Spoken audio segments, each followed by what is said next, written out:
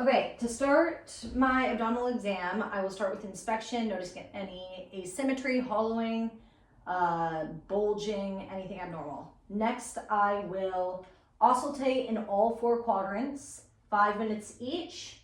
I'll start in the right upper, move to the left upper, left lower, and right lower. Then I will listen for any bruise of the aorta or the renal arteries, which would indicate turbulent blood flow. After I do that, I will percuss in all 4 quadrants. Timpani suggests that there is air or gas in his stomach or intestines. Dullness would mean fluid or the underlying organs. After I do that, I will palpate in all 4 quadrants as well as his flanks.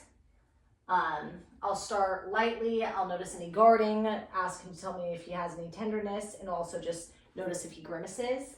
Then I will move to deeper palpation for any masses, and also just the underlying organs. After I do that, I will percuss for his liver, which is on the right side. So I'll go to the midclavicular line. Lateral of the umbilicus, I'll move up. Once I hear dullness, I'll stop, mark it, and then I'll do the same, moving down from the nipple. Dullness, once I hit dullness, then I'll measure that, and it should span on a male between 6 to 12 centimeters. And then just below the xiphoid process, it should be about 4 to 8 centimeters. After I do that, I will palpate. So can you relax your abdominal muscles? Good. I'll palpate by using the cupping technique, which I'll reach my fingers around his rib cage and ask him to breathe in and out. Good.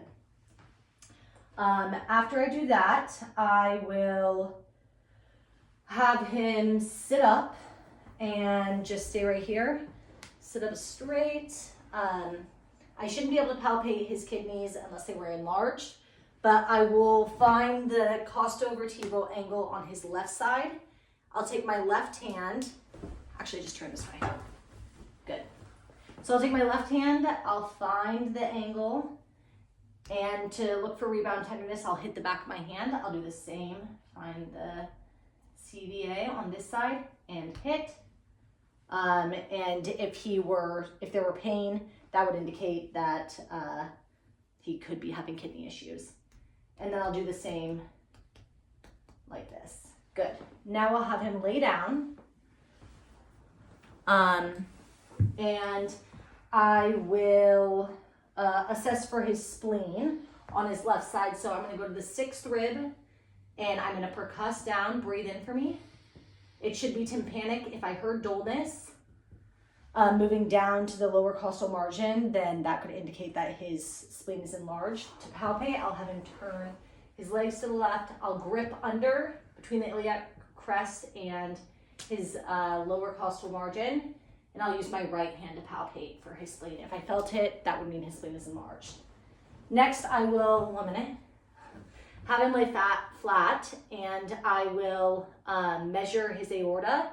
So just above the belly button, I'll use my left hand to find palpation of the aorta, and then use my right. It should be less than 3 centimeters in its width.